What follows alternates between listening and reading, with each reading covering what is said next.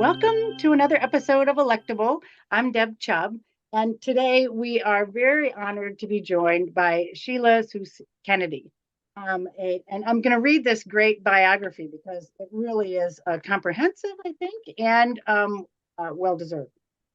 So, Sheila is an emerita professor of law and public policy at the O'Neill School of Public and Environmental Affairs at Indiana University, otherwise known as SPIA. Until her retirement, she was a faculty fellow with both the Center for Religion and American Culture and the Tobias Center for Leadership Excellence, an adjunct professor of political science, and founder of the university's Center for Civic Literacy.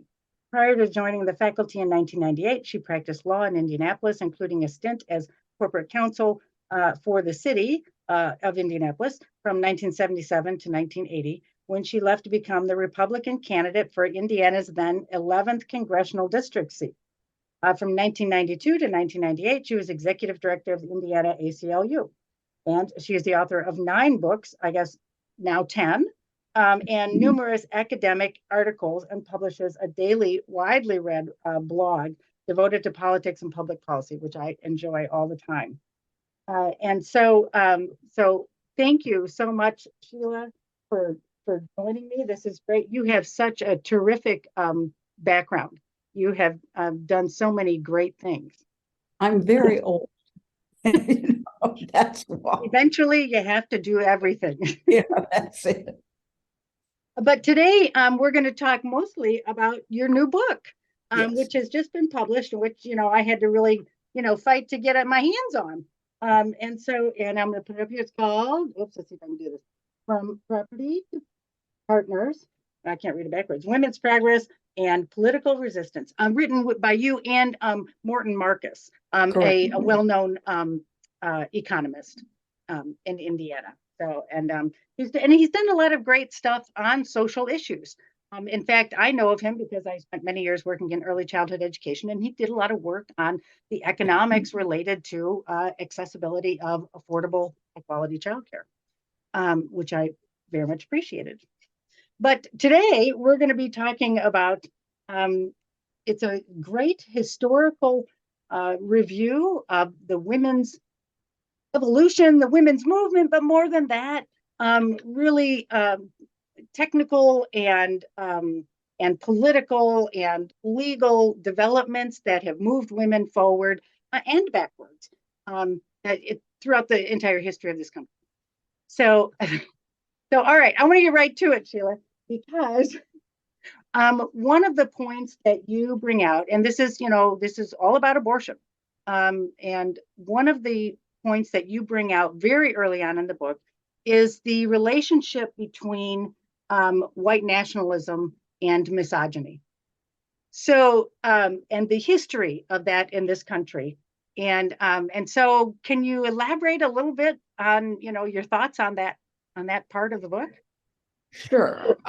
What we're facing right now, and not just women are facing this. I mean, it's all bound up in my view, and I've done a fair amount of research on this. We are experiencing what one columnist called a primal scream.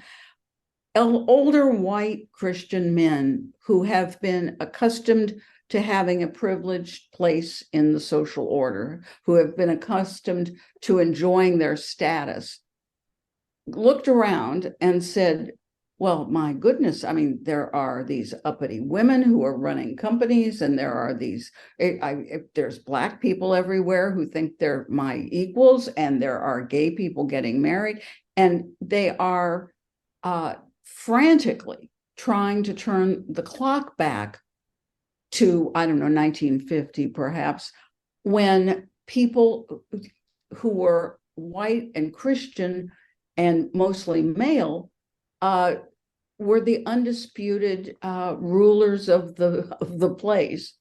And all of that we're seeing all of that work through. It is not just a war on women. It is a war on social change, on inclusion. You see the DeSantis hysteria over woke being inclusion.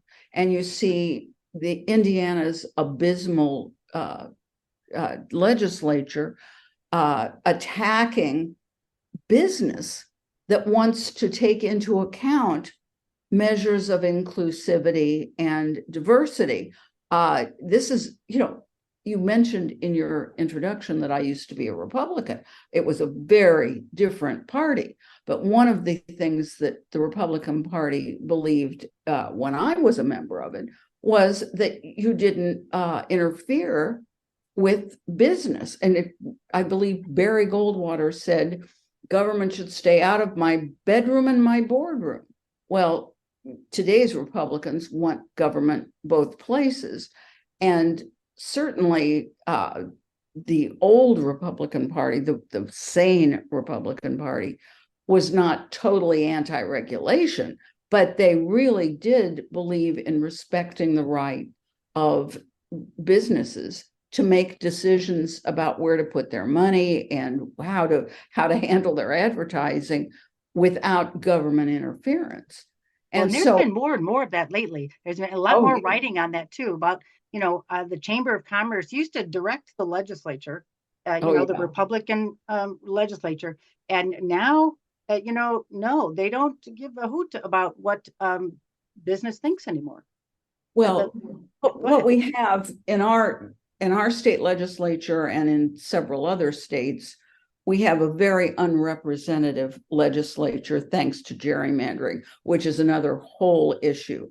But right now, I think what our legislature is doing is against the clear preferences of even the Republicans. I mean, we see that when Kansas and Kentucky have referenda on abortion, and easily the pro-choice position prevails. These are not representative legislatures. They're just not. Right.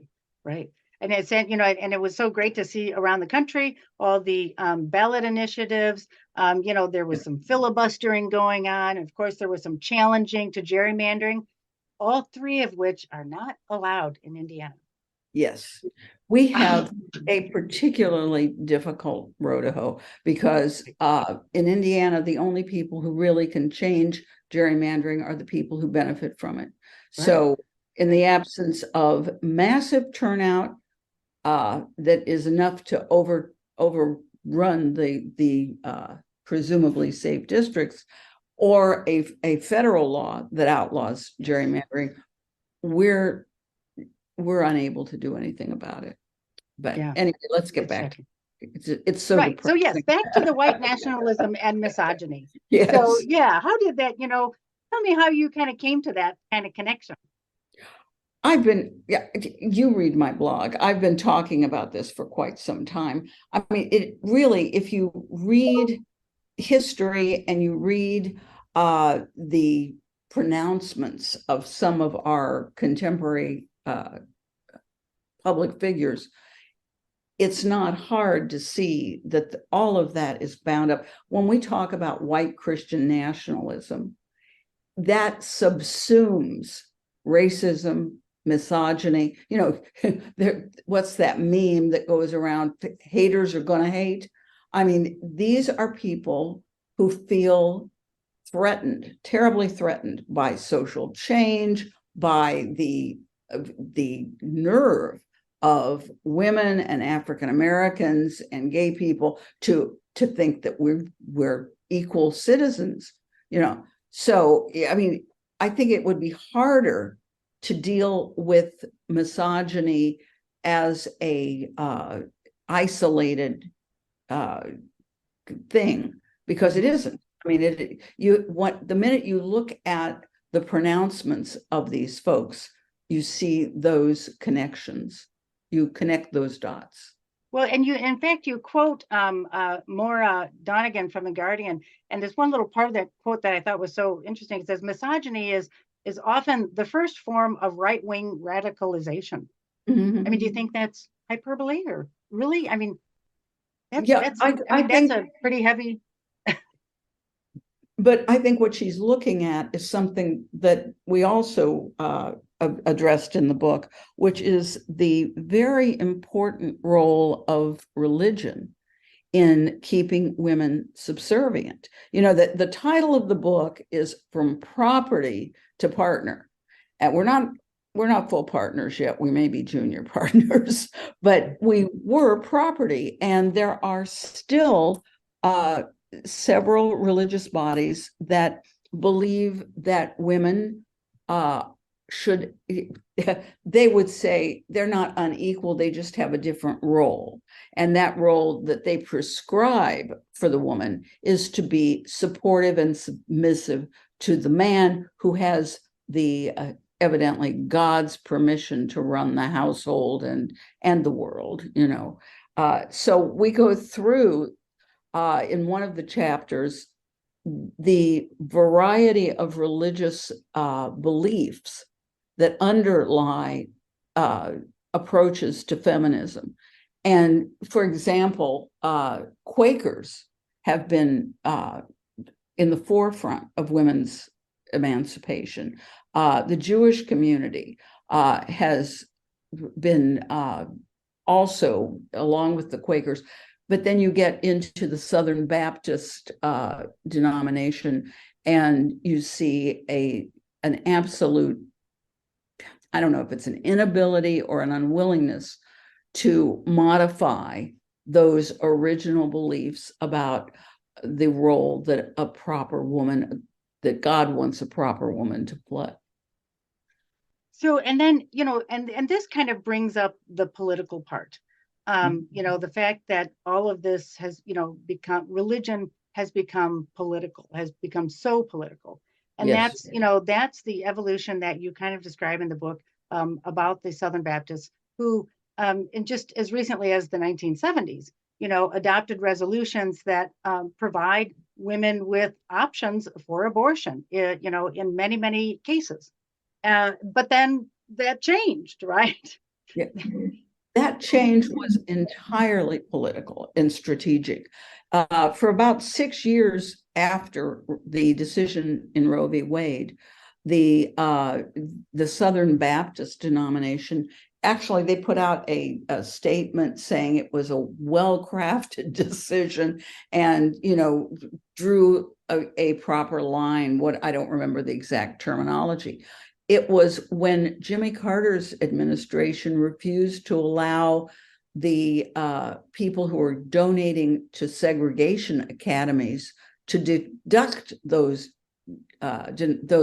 gifts, that the right wingers wanted to get rid of Jimmy Carter and realized that they could, you know, what they looked to see what it would take to get the evangelicals, who had been pretty non-political up to that point, out to the polls. And they quite rationally decided that a movement founded on we have a right to segregate probably wasn't the way to go. So right. they hit on abortion and those babies that are being killed. This was entirely new. And, you know, as we were doing our research, I talked to clergy who were both those who consider themselves pro-life and those who consider themselves pro-choice. And they agree that, you know, the Bible is basically silent on this. It's, and up until, as I say, about 6 years after Roe, so were most Christian denominations. The change occurred as they were able to sell evangelical Christians on this notion that abortion was murder of these babies, and for now the 50 years in between Roe and Dobbs, those people went to the polls. I hate to say this, but religiously, and were adamant that you know, that their religion somehow demanded or commanded that they oppose abortion. It was a really cynical and very good strategically. It was a good move because it really was it gave them the ability to turn out voters who otherwise might have stayed home. Well, and it's a sad example of using religion to support your financial success.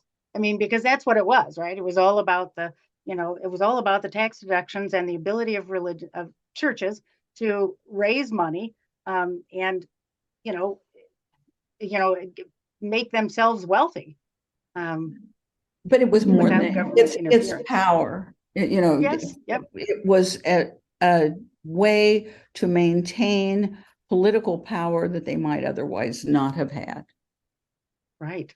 So, and then as you point out in the book, the rise of the evangelical, which I think is coming to be known not necessarily as a religious position, but as a political position. So, can you talk about that a little bit? Yeah, in fact, it's interesting. Just this morning, I get the newsletter. I get everybody's newsletter, but I get a newsletter from Pew, and they confirmed this morning. The newsletter had the data from a study that shows that increasingly the people who self-identify as evangelical don't go to church. And as we said in the book, the term evangelical has been appropriated by people who are simply very, very right-wing, even if they are not at all religious, as most of us would understand being religious. It's part of this polarization of the United States voters. And evidently, the cult that is now the Republican Party, which really bears no relationship to the party I once belonged to, that cult defines itself as evangelical. But I have a couple of friends who are evangelical ministers who would certainly offer a riposte to the notion that these people are following evangelical theology. They're not. Once again, it gets back to a racist and misogynistic reaction to social change. Right, and a power grab. Yeah, that's what it's. Yeah. So, all right. So I want to move along a little bit, and you have done this before when we've talked, and you've got it in the book. You do a great job of really kind of describing what's become known as substantive due process. Mm-hmm. And that's really what was, the underpinning of, yes. Roe v. Wade, and finding a constitutional right for women to get an abortion. So help us with that. Talk about that, because it's not, those words are not in the Constitution. It doesn't say substantive due process anywhere. People like to talk a lot about the right to privacy. What they're talking about is substantive due process. When I hear privacy, I think of somebody looking through the window. So I think it's a little bit misleading as a word. But when we talk, whether you want to call it privacy, whether you want to talk about it as substantive due process, what it is, and the Supreme Court was first very explicit in, I think it was 1967, when the case came from Connecticut, challenging a law that said pharmacists could not honor prescriptions, and doctors could not write prescriptions for contraceptives. And what the court said was, look, the 14th Amendment and the due process provisions of the 14th Amendment operate to draw this line between what government can and cannot do. If you take a look at the entirety of the Bill of Rights, what it is a list of things that government can't do. It isn't a matter when we talk about birth control or abortion. It doesn't say what the answer should be. What substantive due process meant and means, in my view, is that there are certain areas of our lives that are our decisions. The question that is answered by the whole Bill of Rights, and especially by substantive due process, is who gets to make this decision? The person involved or the government? And over a 50-year period, the court has repeatedly said, yeah, you get to decide who you marry. You get to decide whether you're going to have kids, whether you're going to use contraception, whether you are going to abort within that first couple of trimesters. The government does not get to tell us what book to read, what prayer to say, or to pray at all. I mean, there is a line drawn by our constitutional system between appropriate government action and intervention and inappropriate. And the right to personal autonomy, the right to make your own life decisions, is what is protected by this doctrine that we call substantive due process, or the right to privacy. You can, whichever term you prefer. But it was very clear that government doesn't get to make certain decisions that the court has historically called intimate. That was the basis upon which they said same-sex marriage had to be allowed, that government, I used to tell my students, government is supposed to butt out of your soul. You get to determine the telos of your life, which is telos being what philosophers call your beliefs about the meaning and ends of your particular life. Those are not appropriate areas for government to invade. And, just sort of as a side thing, I was amazed at all of the right-wing anger about the government telling us to wear masks. Government gets to do that because you're protecting public safety. If the old-fashioned libertarian principle was that government had to allow you to do your own thing until and unless you were harming the person or property of someone else, and so long as you were willing to give an equal liberty to everybody else. That is the principle that really underlies our whole constitutional system. And this court right now has ignored and evaded that. The Dobbs decision simply ignored substantive due process and said that the government had the right to make decisions for individual women, and that the woman no longer had that right. And that was the question I want to ask. Do you think that Dobbs really did away with substantive due process? So when you think about that principle being applied to, other areas, yes. I mean, do you think that Dobbs really undid that concept? It was the first shot over the bow. I certainly, if the court continues in the way that it has been going, we would look back later and say that was the place where they decided to dispense with what had been a foundational constitutional principle for something like 57 years. And I find that more terrifying than just the actual Dobbs decision, when you simply look at it as an overruling of Roe v. Wade. If they're overruling Roe v. Wade, that's bad enough. But if they are dispensing with substantive due process, we don't live in the same America I grew up in. Right. So now this is interesting because it really leads to the next topic that I want to talk about. And okay. We'll get back to the book, as much as you want, because there's a lot of great stuff in there. But so if now the government, there is not that line that red line where the government can tell you what to do, and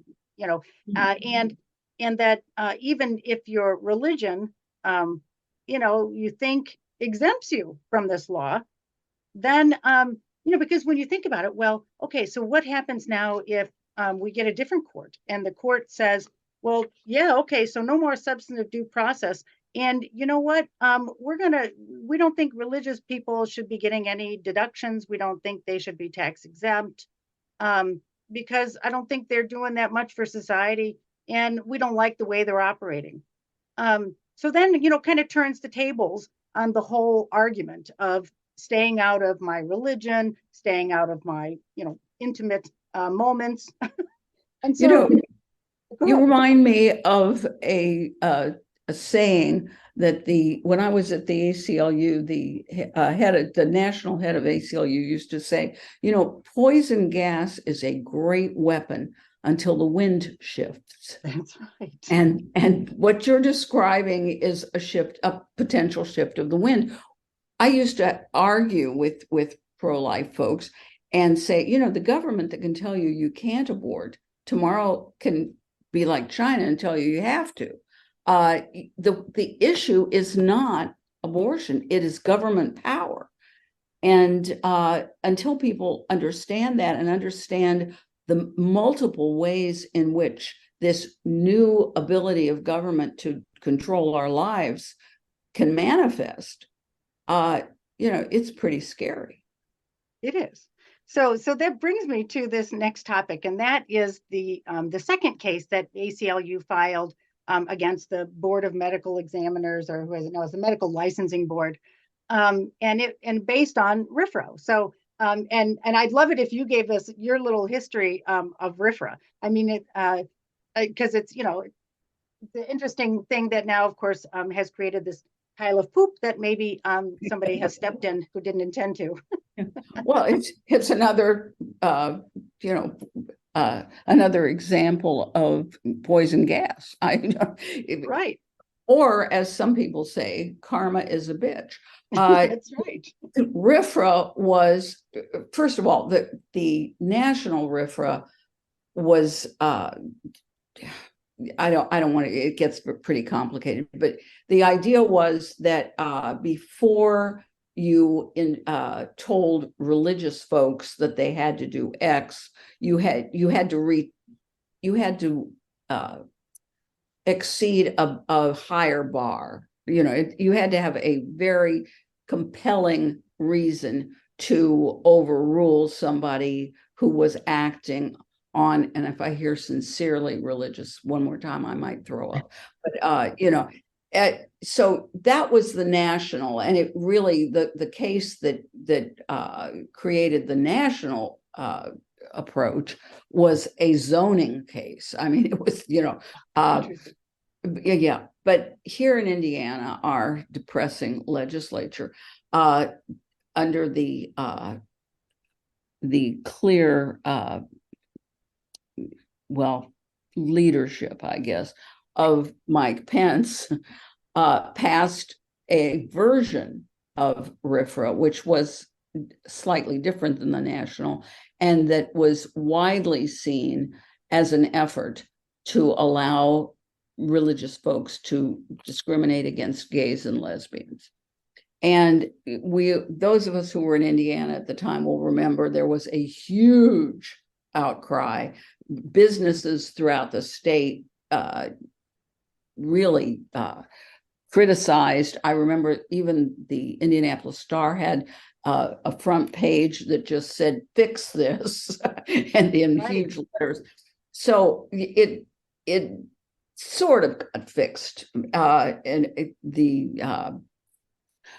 there was a denial that it was intended to do what it clearly was intended to do. And, so it was slightly modified. A lot of cities in Indiana then passed local ordinances to protect gays and lesbians from discrimination, and it sort of died down. What the ACLU has done is say, okay, RFRA, if it does anything, says you cannot impose on sincere religious people a duty that is inconsistent with their religion. And for example, I am Jewish. In the Jewish religion, the pregnant person has is morally considered more important than the fetus until the head emerges from the womb. In other words, a Jewish pregnant woman who is ill, whose doctors say has to be aborted, whatever. In our religion, it's not that the fetus does not have moral status. It does, and it's certainly not taken for granted. But our religious beliefs allow abortion. There are other religions that are similar that allow abortion. So what the ACLU has said is that the law or the ban that was passed by Indiana's legislature violates RFRA. I would go further and argue that it violates the First Amendment religion clauses. But be that as it may, I mean, it is very clear that to the extent that that ban is allowed, it is what it is doing is effectively compelling every woman in Indiana to abide by the religious beliefs of some, but certainly not all, Christian denominations, which, right, again, in my view, not only violates RFRA, but violates the First Amendment religion clauses. So that is that case. And I have high hopes for that case because I cannot imagine a compelling argument against it. Great. So yeah, let me just give a little background. So first there was the ACLU's challenge based on just, Article 2, right? Right. Everyone's Indiana's constitution that says all people, not just men, all people are entitled to inalienable rights, including life, liberty, and the pursuit of happiness. That's kind of a paraphrase. I've left out a few words, but that is a violation of Article 2 of our Constitution. Mm-hmm. And that one is still pending.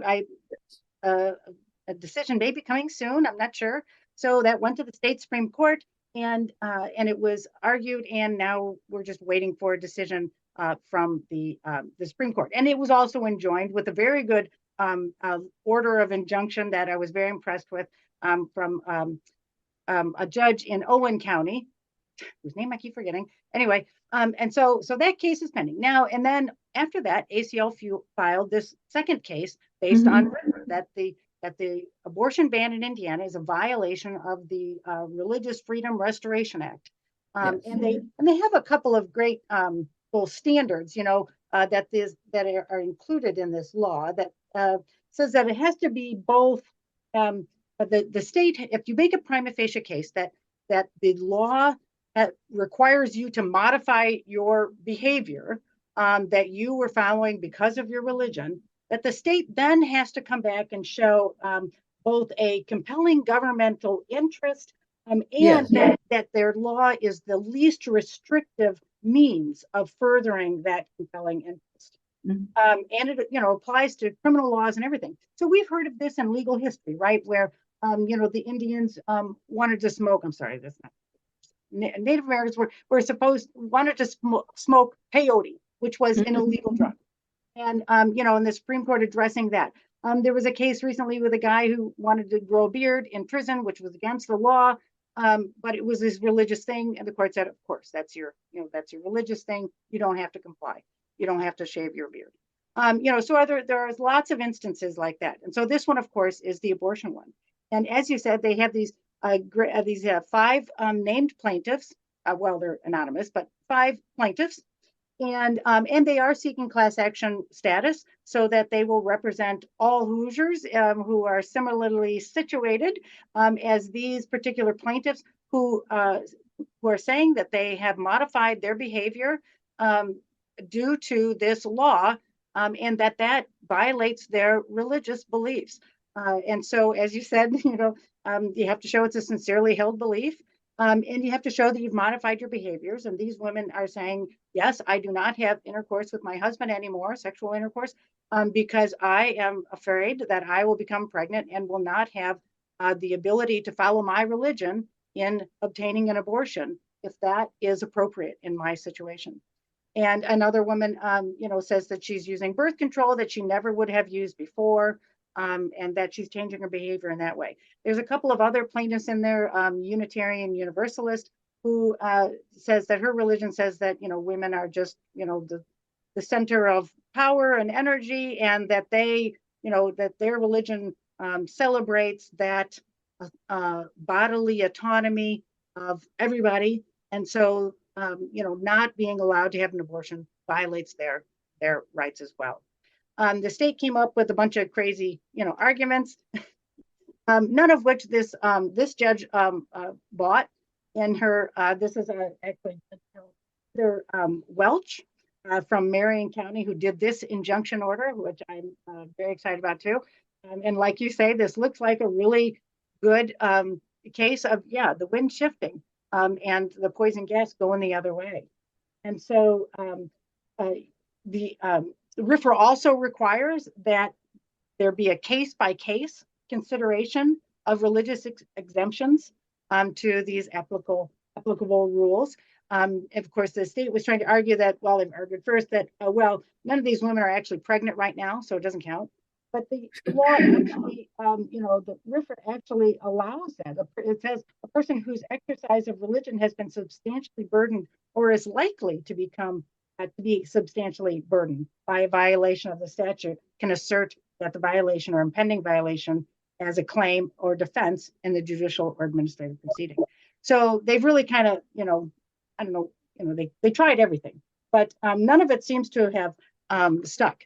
And so one of the things I really want you to talk about concerning this case is the Hobby Lobby case. And you made such a great point about the whole corporate veil being busted, but we'll put that aside for a second. But I love that point. I think that's really important. But who'd have thought that case would turn out to be this important?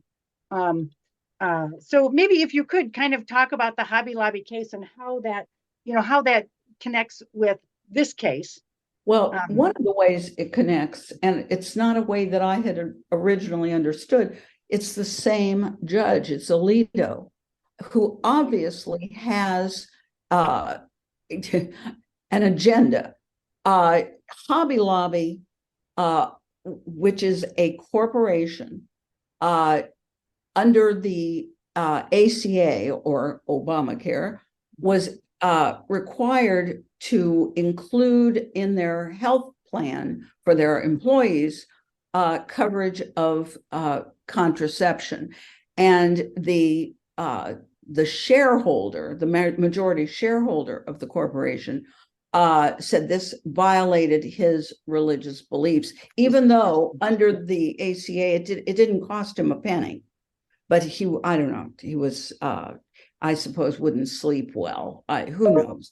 And the court allowed what we call the piercing of the corporate veil for this one purpose, to allow this religious major shareholder to deny contraceptive coverage to all of his employees, many of whom had religious beliefs that certainly allowed them to use contraception.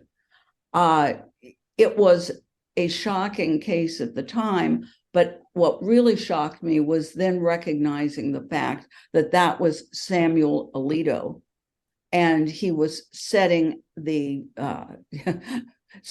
out his essentially religious beliefs in the law of the land, which he has now followed up with.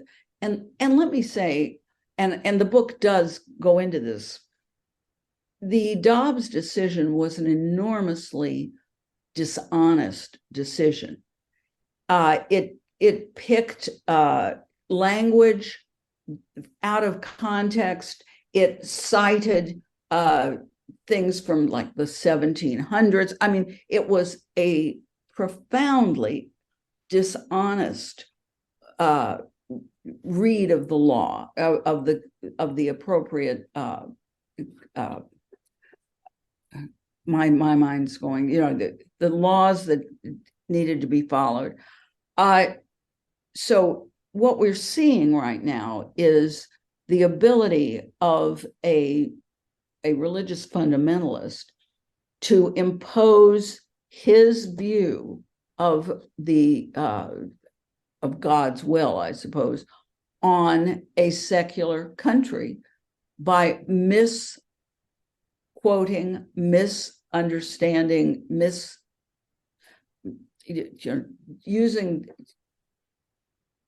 issuing a decision that was full of legal holes, but it's the Supreme Court.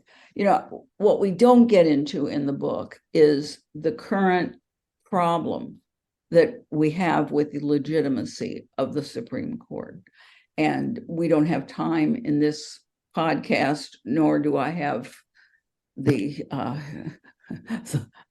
intellectual RAM to bring out all, but something will have to be done to bring the court back into a place where most Americans will once again respect its legitimacy.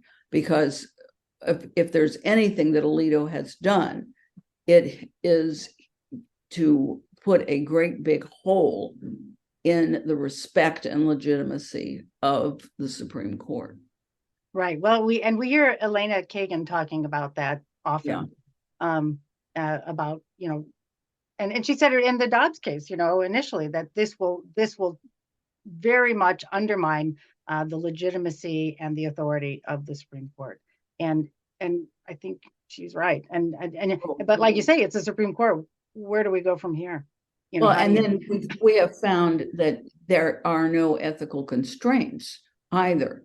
So yeah, we're at a point where stare decisis, which is the rule that the court must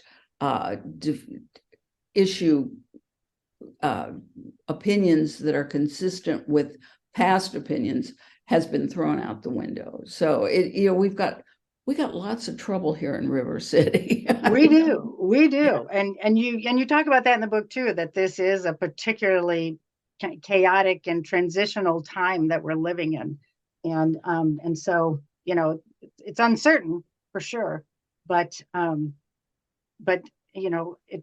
we see that this is happening and that we know what's going on. We're all obligated to fix this. But a point I wanted to make too about Hobby Lobby was that this Judge Welch in Marion County relied on Hobby Lobby a lot in her order issuing the injunction against the abortion ban until, of course, they can do a full argument. And so I thought that was really interesting that she really relied on Hobby Lobby. And I'm going to have to read that. I have not read her decision, so that's very interesting. Yeah, it's very good. Interesting. In here, here's one little snippet that the Supreme Court already recognized in Hobby Lobby that the question of when life begins is a religious one that the state may not answer legislatively or as a factual matter. So, again, the poisonous gas has shifted. It worked for anti-abortion, anti-women, corporates before, and now, of course, it may be working against them. So, the nature of this enduring question and the dispute surrounding it are illustrated by the very fact of the competing affidavits of both sides.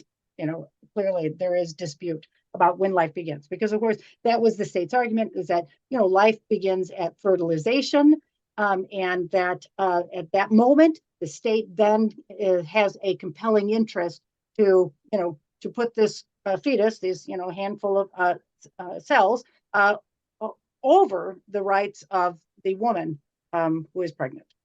So I thought that was really interesting, and so you'll see that in there a lot. And I thought that was really great that Hobby Lobby is coming back to the other thing, for coming up to the time that the Dobbs decision was handed down, on my blog I wrote a couple of times, "Be careful what you wish for, right wing," because I think, and this is really a message that the book emphasizes, I think it emphasizes, which is women have wakened up. You know, before Dobbs, you had these evangelical pro-life people who came to the polls and agitated and all. And then you had on the other side, the rest of us who said, well, you know, it's an issue I care about, but we've got Roe and there are other issues I care about. So it was one issue among many.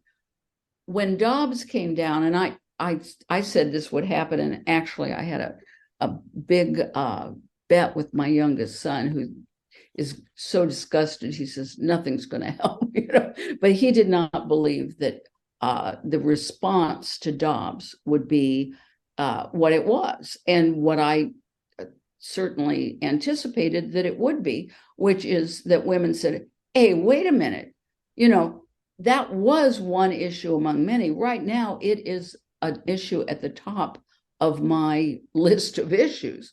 And there's been some significant research, opinion research, that shows that women who didn't previously vote have been registering in large numbers, that those people who haven't previously voted are virtually all energized by this issue.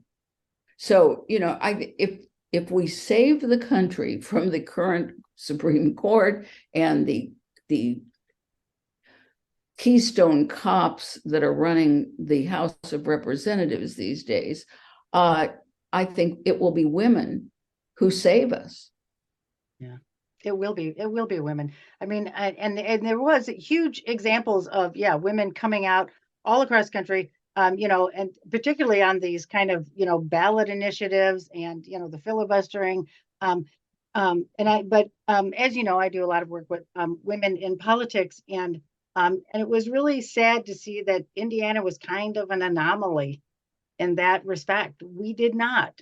I mean, even in Indiana, in 2022, young people didn't really show up, and we didn't win, and you know, we didn't flip, you know, any significant House seats or Senate seats in Indiana, and voter turnout did not, you know, expand, and even voter registration was just a tiny little uptick.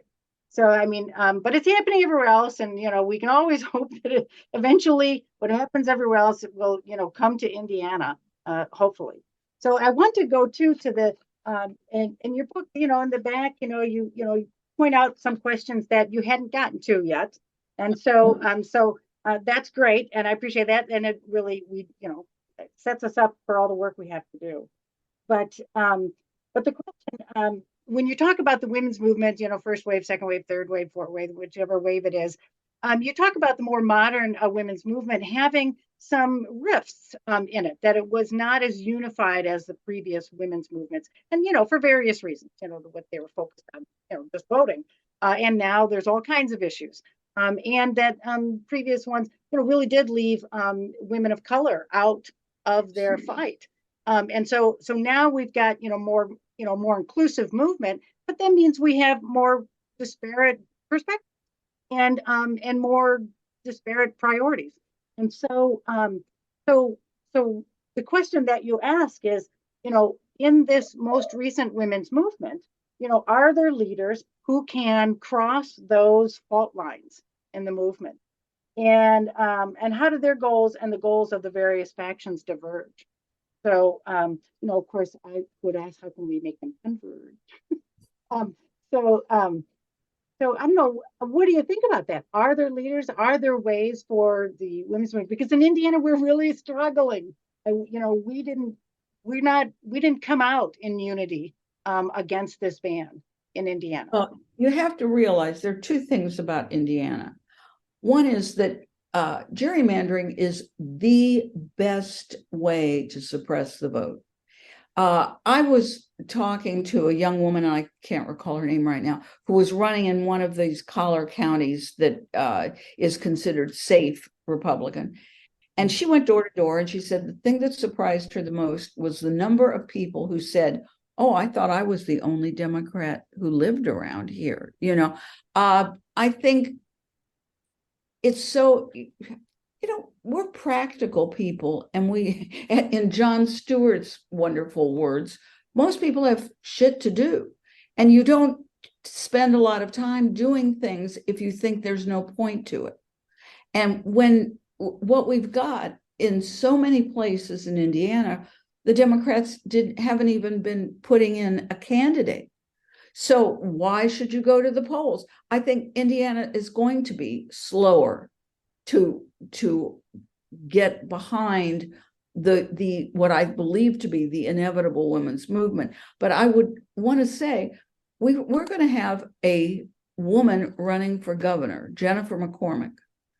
And I think women are going to come out in droves and support her.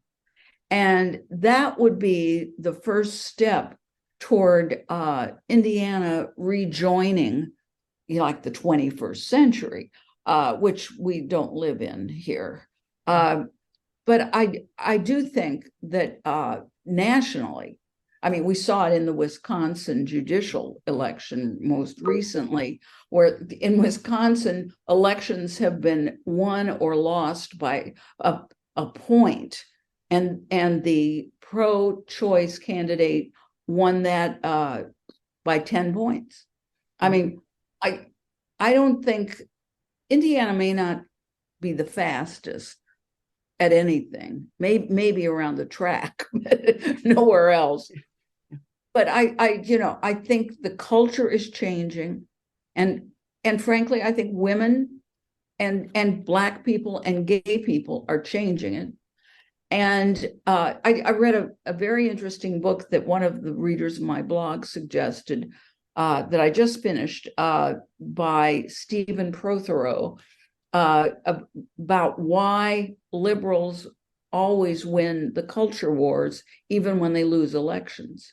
And his point was that the hysteria we're seeing, the hugely angry white Christian nationalist stuff, the anti-woke whatever, those people only come out and start being hysterical when they realize they're on the cusp of losing the culture war. And I think that's exactly where we are right now. Unfortunately, Republicans have been very good strategically in keeping control of systems that have allowed them to exercise political power that the numbers of supporters would not legitimately give them. So, I mean, something like the last time Republicans were in control of the Senate, Democratic senators represented 20 million more people than the Republican majority. I mean, that cannot continue to go on. Now, there's a lot of damage being done in the interim, but I do think that the unanticipated effect of Dobbs, and I think we make this case in the book, is to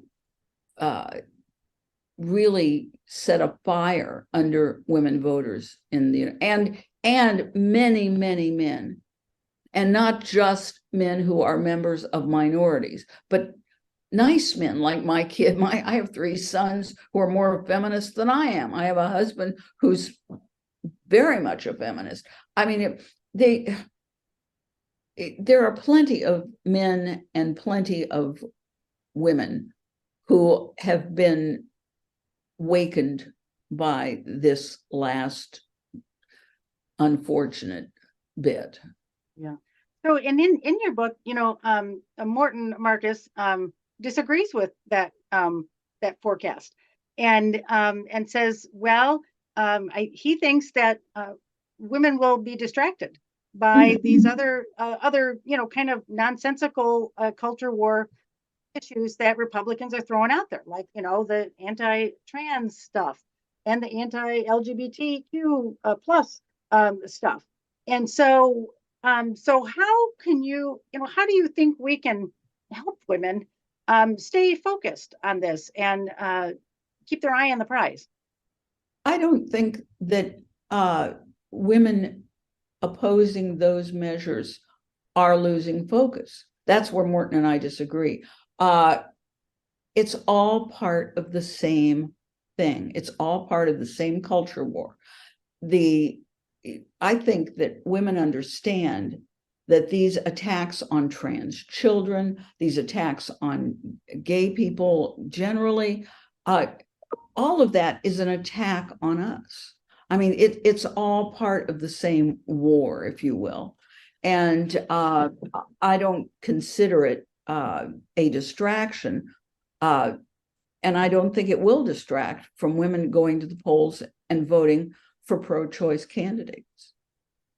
Yeah, so I guess that's the question. Are there enough women who believe in reproductive freedom, but don't believe in, LGBTQ rights? I mean, I think those are the same women. I mean, They are definitely the same women, because Yeah. what we all believe in is our right to personal autonomy. And what is the government's, all political arguments boil down to one, which is, what is the proper role of the state? What is government's job? Government's job, in the beliefs that I think motivate most of us, are not to control our reproduction, our sexuality, our government's job is to pave the damn streets and pick up the garbage and keep the country safe from foreign people, and to give each of us a zone of liberty within which we can each make our own way.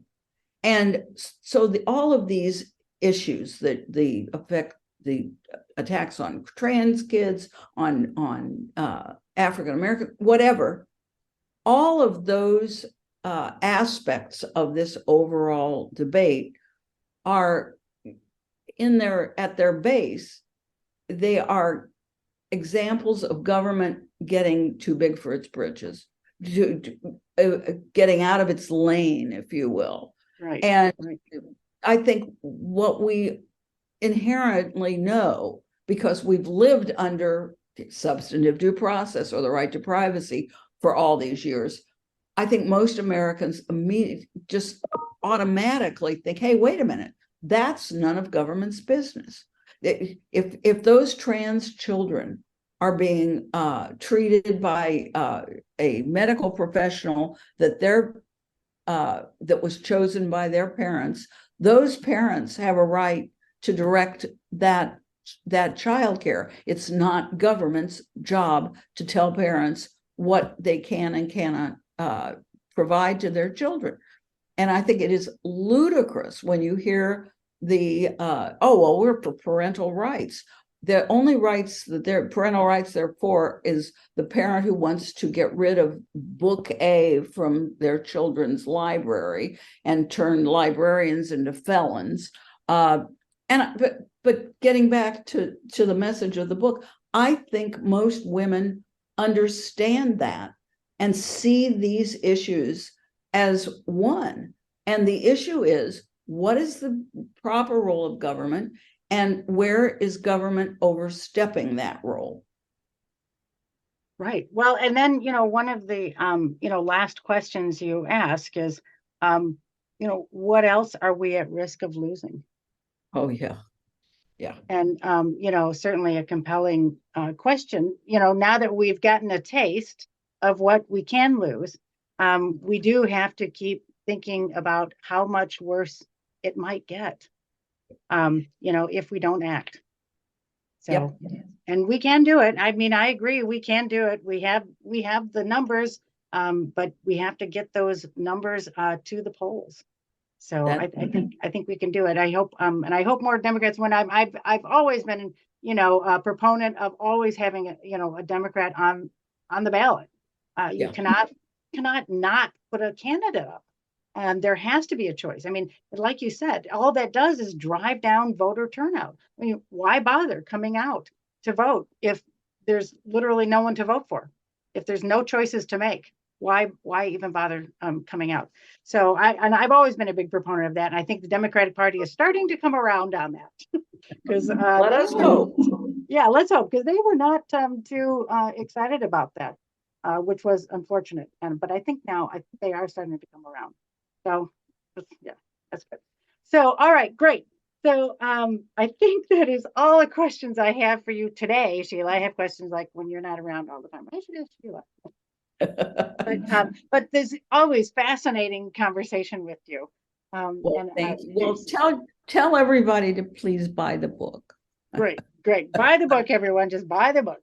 So, and I'll probably end up with 2 because I ordered it, and then I think they said they lost it. You want a refund? I was like, well, yeah, okay. And then I ordered it again. So now, but then the original showed up, so now I'll probably get 2. So there you go. So if anyone needs an extra copy, a Christmas gift. Yeah, yeah, there you go. They're cheap. The ebook is $6.50 and the paperback is $15. So I think it was 15. Yeah. So please, people and who are reading to this, go buy. Yeah, great. Great historical information, great thinking, great questions, great discussion.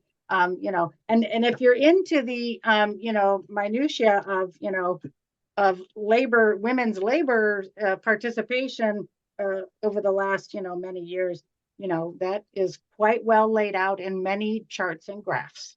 Yes. Those are Morton's. Okay. That's right. That was Morton's part of the book, and so it was really great. So anyway, well, thank you so much, Sheila, for chatting with me again. I always so enjoy it, and so I'm sure we'll be doing this again. Okay. Thanks. All right.